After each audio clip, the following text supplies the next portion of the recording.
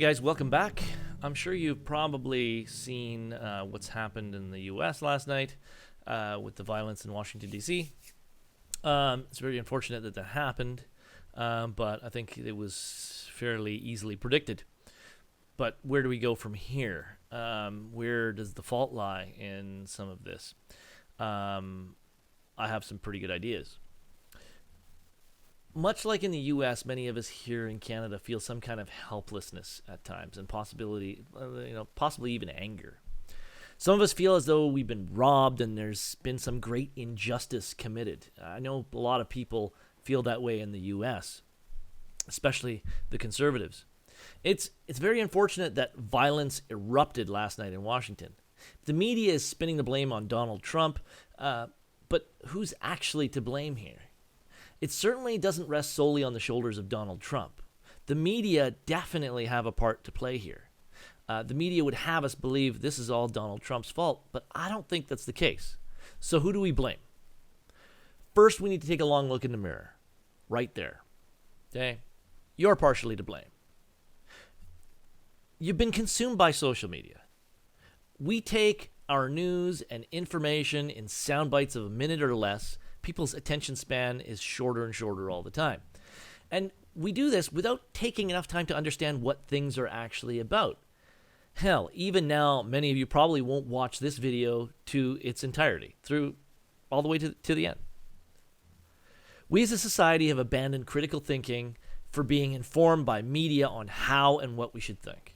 Hell, we don't even teach critical thinking anymore in schools. We don't teach our children to think anymore and to actually look at something and question it. It's just fact. I think it's very important that we as people, whenever we feel anger about news, social media posts, we take a second and we step back and think about both sides of that argument before we go ahead and decide what's right. Although I'm sure this isn't easy for many people to do anymore because we've been conditioned to this new norm of blind faith in the media gods. Never mind belief in real God, but, the media gods, rah, rah, rah, they're all right. There's been this battle of ideas waged now for years as technology advances, and I fear that this is only going to get worse. Are the media to blame partly for this? Yes, absolutely. And you can't expect me to believe that billions of dollars in resources and countless employees, the media don't understand human psychology well enough to predict what the response will be. Of course they do. As time goes on, their grip on people only gets stronger. When Donald Trump said that the media is the enemy of the people, he wasn't far from the truth. I think he was bang on. They are sowing the seeds of discontent, and they're absolutely they're focusing people to lash out and create violence. That's their objective, because it creates ratings and money for them. CNN, MSNBC, ABC, CBS, CBC here in Canada, Global, CTV. Oh my goodness, tons of them out there. Let's not forget all the social media, the YouTubes, the Twitters, the Instagram, the Facebook. The media understand they control the people and their actions. And they even influence people's voting behavior. I mean, let's be honest. How many, pro-Trump ads did you see in, the social media platforms as opposed to maybe a Joe Biden one during the election, before the election, right? I mean, they even hid stuff and censored things in social media to make sure that one person didn't get cast in a bad light. They hid information and censored information to make sure that, the votes went to one side. It didn't influence people negatively. So that's obvious. And they know this fuels anger. So maybe it wasn't even necessarily to support one side or the other. I'm not sure that Trump's political affiliation actually had anything to do with it. This has all to do with money and power for these organizations. That's it. So if you support their control over people, and you're going to create laws that are going to help support that control and money and power, then they are going to go every step of the way to try and help your campaign and help your cause. So I don't think they really care who's in office as long as they can control you and keep the money rolling in. I mean, take, for example, what happened in Myanmar. Facebook had a great part to play in all the people that were killed, raped, and everything out in Myanmar. I I hold them partly accountable for that. And they should hold themselves partly accountable for that. They struck a deal with the local telecom companies to give people free access to Facebook on their cell phones.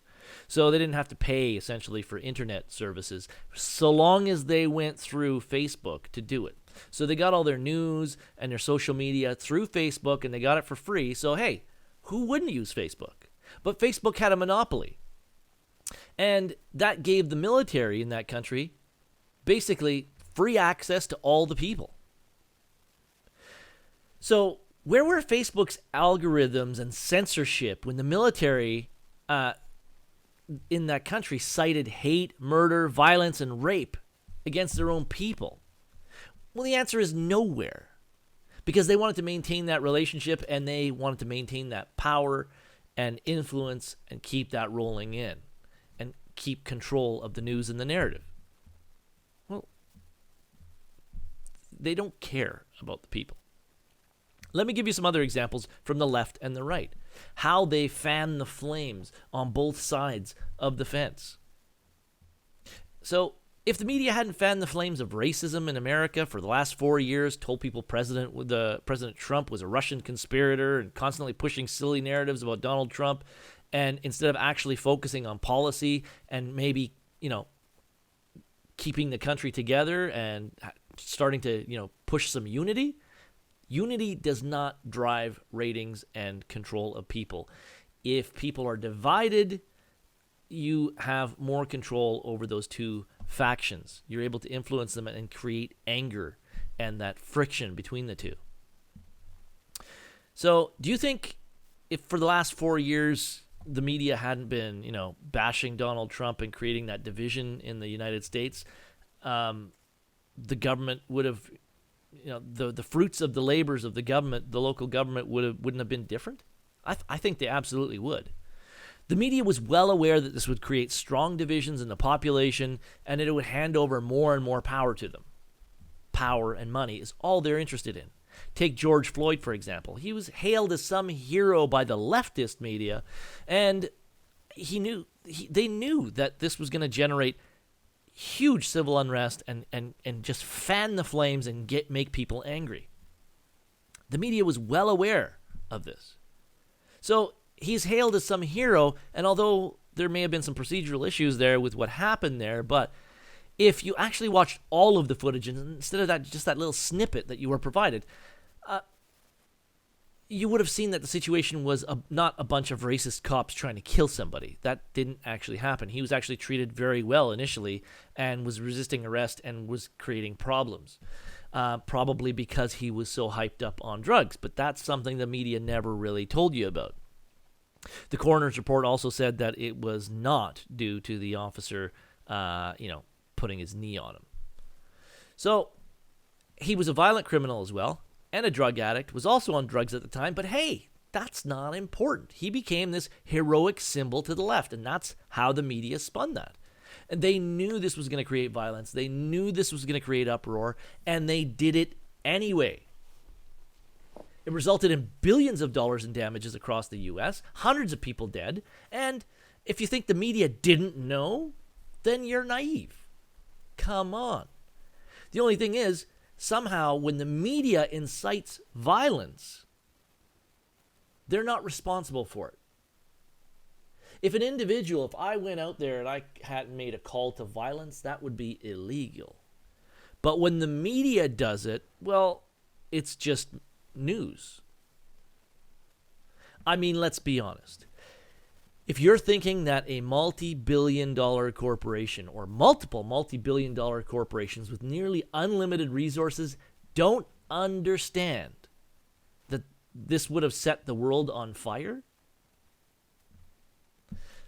then, shut this video off right now. I think you're far too naive. So let's take a look at the other side. The media also understand conservative thinking as well. If they understand liberal thinking, they definitely understand conservative thinking, and they understand what you hold most dear. Their algorithms will feed you the best information to keep you watching. They're going to keep feeding you the same stuff. about conspiracies and everything else. It will feed you things to make you angry, just as it did with George Floyd on the left, because they knew what triggered them as well. They know that the anger is going to keep you watching, keep you motivated, keep you glued to your phone or your computer, to all your social media. They understand that denying facts and science will fuel your anger even more. They know that when they ignore video footage and tell you, hey, there's nothing to see here, you're going to get mad. You're going to be like, what? And you're going to be hateful and seething inside. They know that messing with the election is going to make any conservative thinker furious. And yesterday they got what they wanted as Trump supporters got violent. They also suspended Trump's Twitter account so he couldn't actually send a message out there, maybe in hopes of calming people down. But hey, let's take that away to make sure that that message doesn't get out there and there isn't some push to try and pull people back. Because I certainly don't believe for a second that Donald Trump wanted anyone to die or to have any of these protests become violent.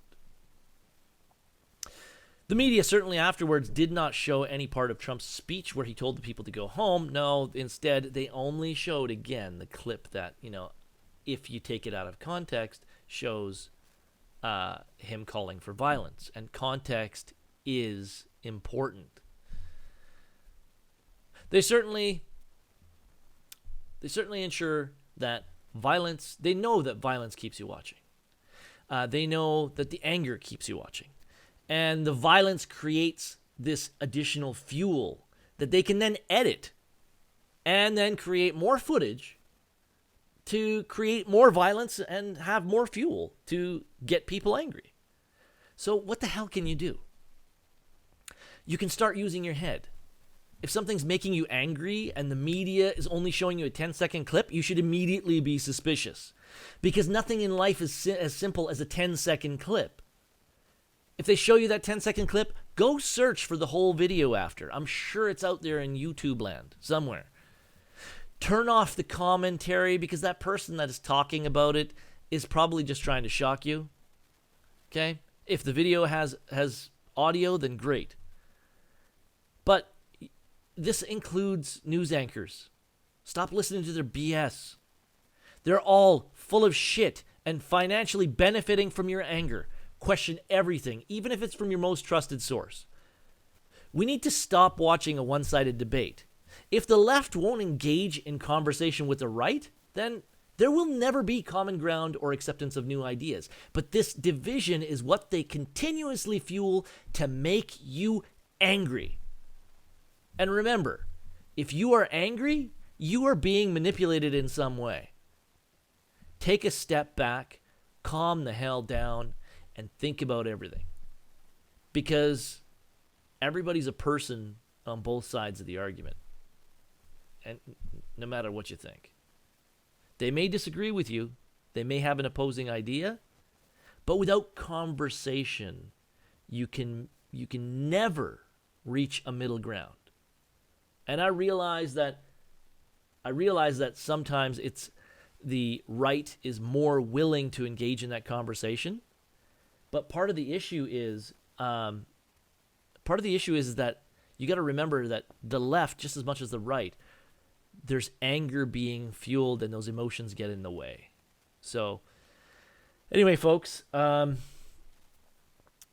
a great day. Thanks for tuning in, and I will see you guys next time.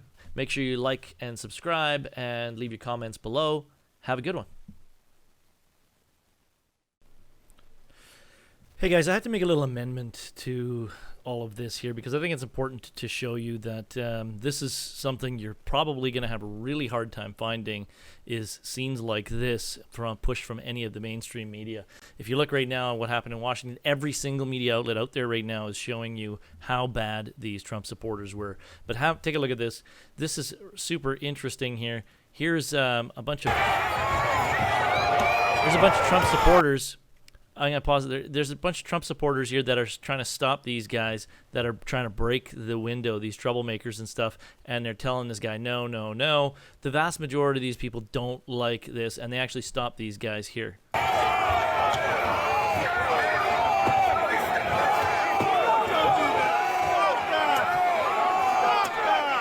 hear the guy yelling, no.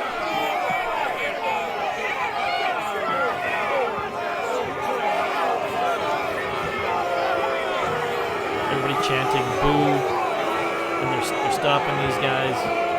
So, I want to, I'm just going to stop it there. Really, this is what you're not going to see. You're never going to see this. This is never going to be what the mainstream media shows. They only want to spin it negatively and make people angry as they possibly can. This is what they feed on, and you will have a real hard time finding footage like this. I know I did. Anytime you punch in anything to do with Washington or this Trump protest, the hateful, angry videos are what you're going to find. Anyway, bear in mind also what I said earlier.